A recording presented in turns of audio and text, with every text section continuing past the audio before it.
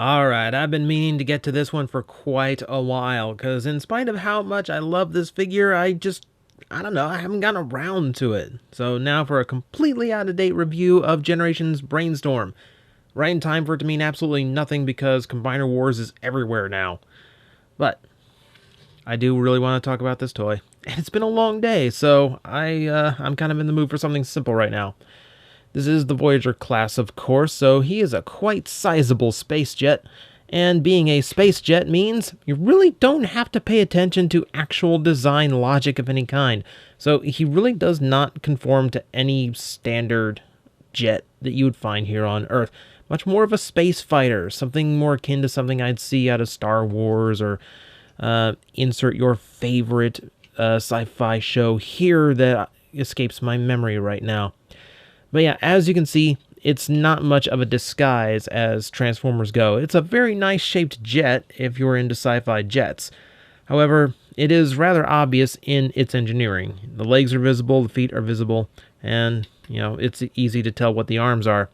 So he's mostly just a big bulk folded up with a nose cone sticking off. That said, yes, simple. But I don't know. Design-wise, I don't mind that. I really like the teal blue it's cast in. Looks very nice, very G1-y color. I like all the touches of silver. There's quite a bit of it going on all over the place. Aside from just the vents here, there's also vents up here, as well as vents over here. And then a lot more little paint apps, like some red, touching up on the details. And of course you have the Autobot logos right in the traditional spot on the wings. I like the tail fin look too. These are actually a little bit adjustable. If you want to do something a little bit different, go for like an X-Wing thing. If you don't like these, those will fold down. A little bit of variety for you. A little bit. No landing gear to speak of. He does have a kickstand of sorts, so he can be propped without scraping up anything on the bottom. But beyond that, it's a pretty basic design. The nice thing about Cybertronian toys, you really don't have to pay attention to things like aerodynamics or, familiar design, or even, hiding for that matter. If it flies, yeah, it's good enough to be on Cybertron. So that's how it goes. I think the main feature here is this translucent yellow canopy, which can open up, and inside we have a command chair with lots of details on the inside. You can see a floorboard, and there's pedals there and such. A lot of nice little details molded in. But, of course, it houses this little guy, Arcana. Little tiny headmaster. Reminiscent of the G1 toy quite a bit. Though the detail is much better on this figure. And it does have some actual elbows that, or shoulders that do not scare me. Headmasters on G1 toys are infamous for having broken shoulders because they were kind of poorly engineered. This one, yeah, not so much. But it does kind of sacrifice this little robot mode to make the head look a lot more solid. As you can see, the arms are actually just painted inside of these giant panels that'll form the sides of the head. If I can actually get a good shot, this will be difficult for the camera to focus, but you can see the face fully detailed. It's got kind of a smirk to it, a little bit of personality going on, and the yellow crest, very tiny detail to paint, but they did paint it, so that's commendable. Unlike the G1, they don't really take much effort to hide the face, so it's just there sticking off of his back, and for the sake of imagination, we'll pretend we don't see it. So we'll set him aside for now and focus back on Brainstorm's body proper. I will go ahead and tell you he does come with 2 guns, fully painted silver barrels too, which this is not something I expect these days. I think one thing about the simple engineering behind the toy's transformation, it allowed a lot of extra touches that they tend to skip out on these days, such as weapons with full paint. And you can see it does change the profile quite a bit. I like how it looks this way. It does add something and gives that space fighter jet the firepower he needs to be taken seriously. So that I'm a fan of. That works out for me. But there's only so much this thing can do, and only so much I can drag the vehicle mode portion of this review out. Let's transform. And the transformation, yeah, it's pretty simple. I'm going to fold the arms out like so. Rotate them around. straighten them out at the elbows. And inside these panels, we will fold out the hands. Of course, we'll fold out the hands. It's all nice, like simple engineering. Very simple tabs. Nothing like relies on panels or anything. Nothing gets too gibbled down. We'll fold the wings just to make them look a little bit cleaner. Legs unpegged from the back, and we'll have to spread them out a little bit to get the nose cone to go all the way to the back. Fold that out. Get those in the right position. That's pretty much how the transformation goes. Now, of course, I have transformed into this point, but of course this does present a slight problem, so that's going to have to be rectified very quickly as I judder the camera around. Sorry for those with motion sickness. As we fold the legs up on our Arcana and form the proper head. I'll form the head, and it's not even a lion. And he plugs in just like so. And there, in all of his Headmaster G1 glory, Brainstorm. A nice, proper Voyager size look. Now, there was something that happened there, and you probably heard the click, but I don't know if you caught what actually happened. Inside, the seat folded down and flipped out some stats, speed, strength, and intelligence, matching the G1 counterpart's gimmick. On the G1 toy, the Headmaster had little pins that would push down little drums inside the chest and make certain stat numbers come up. Now, in G1, different heads would produce different stats. Here, there's only one head to worry about, so only one set of stats needed.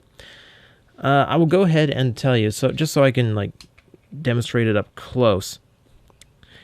Removing the head on this guy is something of a dangerous thing for a lot of people. So here's the way I've done it. I've never had a problem. For starters, push that down to make sure the tab that locks it in place is out.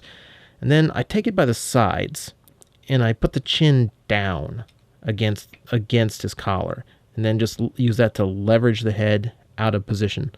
And it comes out buttery smooth every time, never had any kind of problems. Because people just kind of jerk the head out, have reported that, yeah, that little ball socket there, kind of risky for breakage. Now, the inside of the collar is painted, so you can actually strip the paint on the inside of that socket, and it'll still hold on to the head, but it will give it enough freedom to not do that. So if you're a little bit paranoid about that, yeah, just sand the paint down a little bit. But as it stands, you can, my method has never failed me, and my Brainstorm is still perfectly intact, so we'll go along with that, just like so.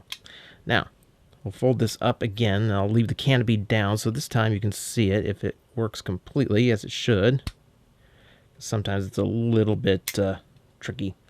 Yeah, it doesn't always trigger. It's a little bit finicky that way.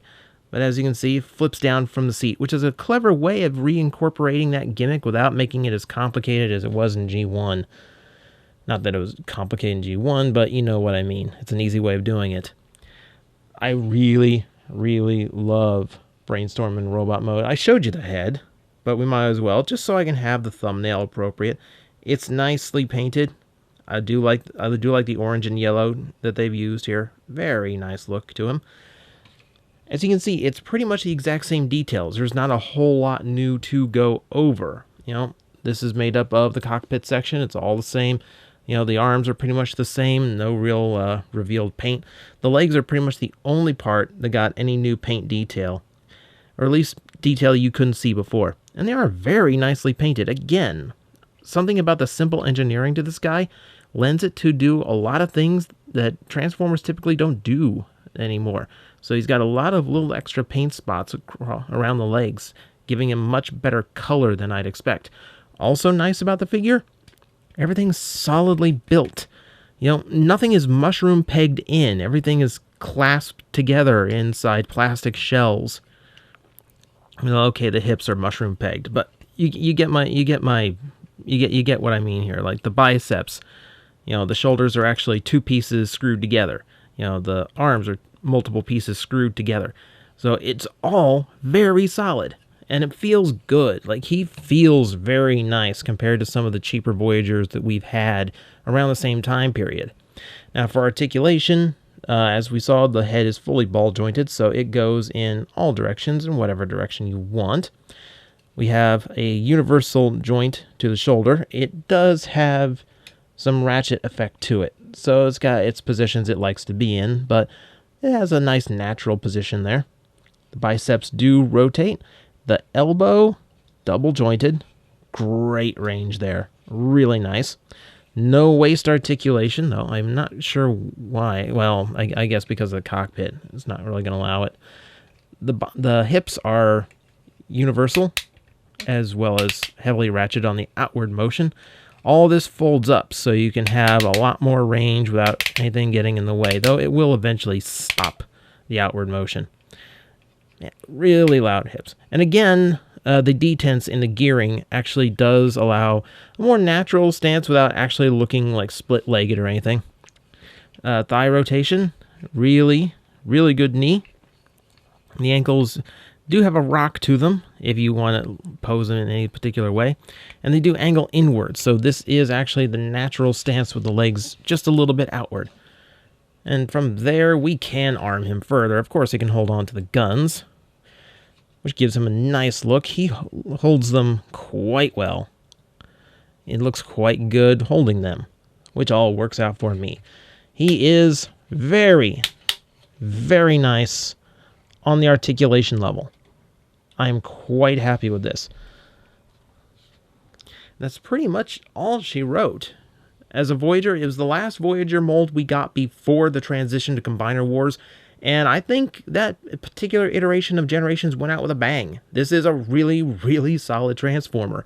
The transformation, yeah, not complicated, but it's mimicking the G1 toys, similar to Whirl and Roadbuster. The idea was to take the original toy and make it as good as it could be, without really interfering with much of how the original toy worked. In that sense, as a modernized G1 figure, I think it does exceptionally well. And because of all of that simple engineering, a lot of budget went into making some very cool additions and just making it very solid in general. And I love that Hasbro, after so long, finally had the guts to give us a headmaster. That was the coolest part about this, because they always said they weren't going to, because, hey, guess what?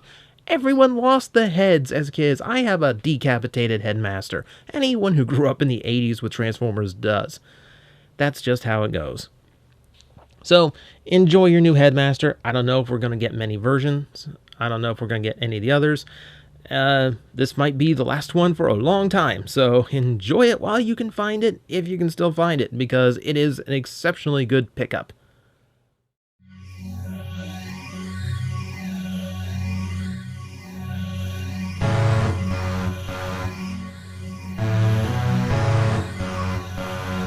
Wow, wow, wow, wow, wow.